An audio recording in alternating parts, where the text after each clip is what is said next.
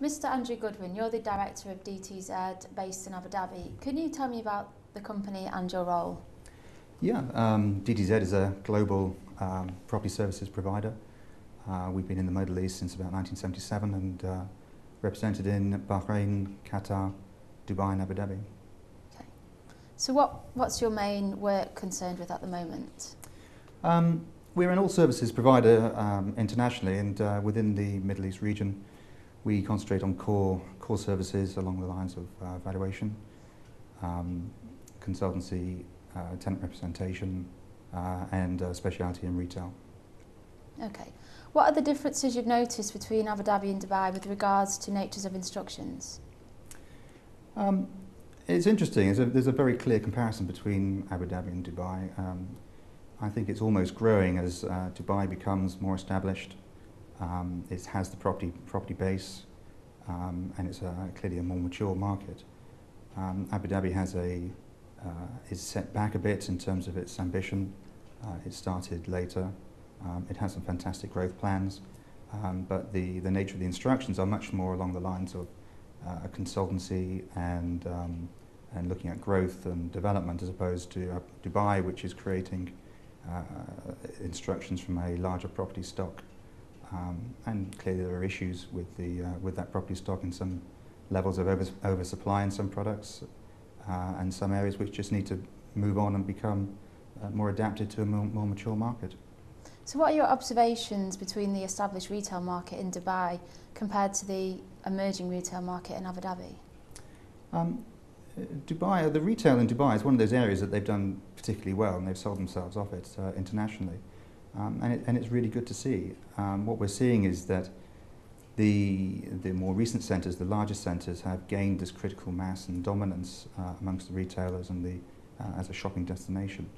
And there are multiple destinations with leisure and children's facilities and high-end, mid-end and convenience shops. And that's working extremely well.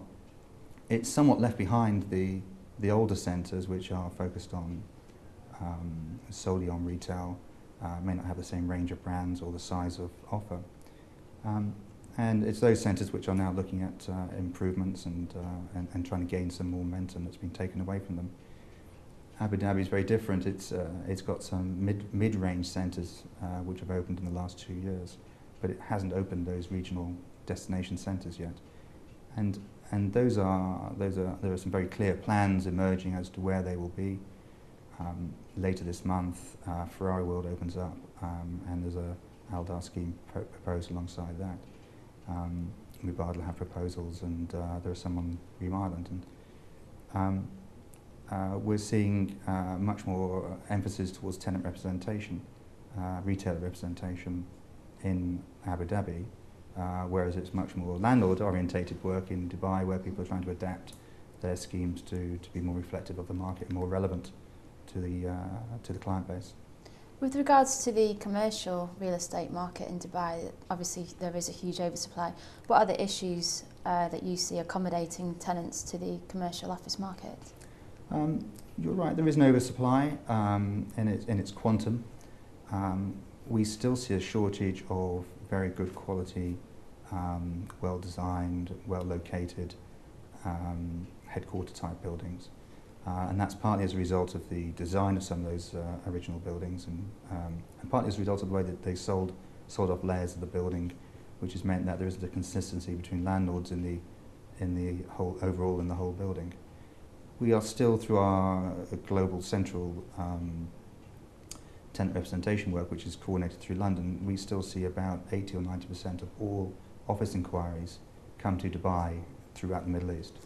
And that hasn't changed in the last 2 years. I think it's even though the quantum may have fallen and the space may have varied, it's still Dubai being the dominant area, and that's because as an environment to find office accommodation, it has eased considerably.